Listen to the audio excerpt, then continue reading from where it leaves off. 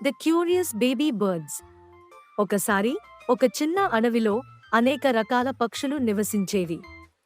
వాటిలో ఒక చిలుక కుటుంబం ఉండేది. ఆ చిలుక తల్లికి 3 చిన్న చిలుక పిల్లలు ఉండేవి. ప్రతిరోజు ఉదయం పూట చిలుక తల్లి ఆహారం కోసం బయలుదేరేది.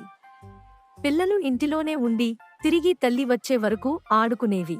ఒకరోజు చిలుక తల్లి ఆహారం కోసం బయలుదేరిన తరువాత పిల్లలు ఆడుకుంటూ తల్లి చేసిన గూడు నుండి బయటకు వచ్చేశాయి. అవి అడవిలో తిరుగుతూ అక్కడక్కడా ఉన్న చెట్లు, పూలు, పండ్లను చూస్తున్నాయి. ఆ సమయంలో పిల్లలకు ఒక పెద్ద చెట్టు కనిపించింది. ఆ చెట్టుపై అనేక రకాల పండ్లు ఉన్నాయి. పిల్లలకు ఆ పండ్లు చాలా రుచికరంగా అనిపించాయి. అవి చెట్టుపైకి ఎక్కి పండ్లు తినడం మొదలుపెట్టాయి.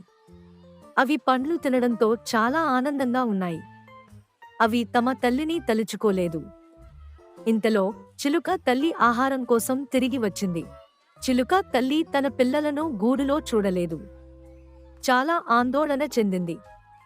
అది అడవిలో తన పిల్లల కోసం వెతకడం మొదలుపెట్టింది. చివరికి అది తన పిల్లలు ఆ చెట్టుపైకి ఎక్కి పండ్లు తింటున్నట్లు చూసింది.